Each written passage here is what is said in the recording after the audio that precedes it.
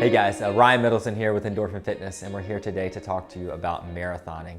Now, in particular, we're here to talk about your first marathon. So those of you that are maybe considering the distance for the first time, or maybe register for Richmond in the fall, getting ready to kick off your training here this summer, a few things that I kind of wanted to talk about. One, it is definitely a distance that you cannot fake your way through.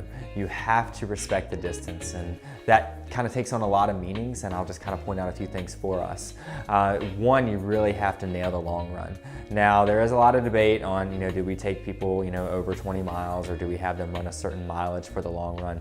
General rule of thumb, there's a lot of data that backs this. There's not a lot of benefit past 2.5 hours for the long run. So that's going to be different for every person. Someone normally runs a 7-minute mile versus somebody who runs a 10-minute mile. 2.5 hours is going to look a lot different when you're talking distance. So generally, that is kind of a principle that we really follow here at Endorphin. That's not to say we don't go longer, but that's kind of a good guideline for most people, especially when we're talking the first marathon. So that doesn't mean you just do it once. I'd like to see people get it in a couple times before race day.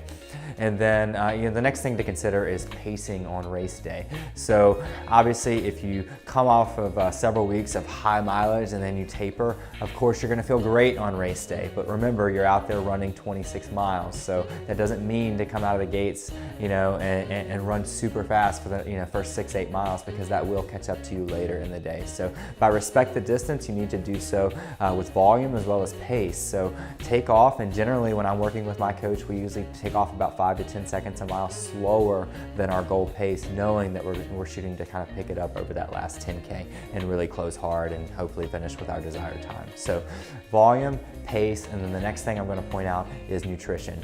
You're going to be out there for several hours, so nutrition is something that you have to have dialed in, meaning on your training runs when you're out there for a few hours, make sure that you figure out the gels and the fluids and everything that you're going to do on race day and what settles well with the stomach. So we're not only training our bodies physically, but we're also training our bodies, our stomachs, to handle what we're going to take in on race day. That could, either we're going to carry what we're going to take, or we're going to train ourselves to get used to what's offered on the course so we don't have to carry anything. But that is definitely something that we have to have dialed in, making sure we're getting in enough calories per hour to make sure that we don't have, kind of those valleys per se later in the race when we hit the wall and those types of things where we just can't finish strong. If you guys are considering the distance for the first time, or even considering maybe going after more of an ambitious goal time, our coaches at Endorphin are very experienced in building out those training plans.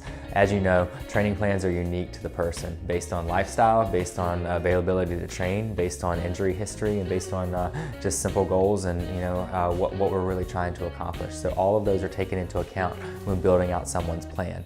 Now, when talking about the marathon specifically, you do need a longer block of training, sometimes 16 weeks, sometimes 20 weeks if you have the time to give. But we want to make sure that we have enough time when building out that plan so that we can build the base, kind of establish that volume, establish that endurance, as well as then move into a kind of a strength building phase. And then we work threshold to really try to raise that pace above what is going to be your marathon pace, and then we come back down and really dial in marathon pace, sharpen up a little bit, and then have you ready for race day. So all of those things are considered when building out that customized training plan. So we'd love to talk to you more about that if you're willing. Thank you.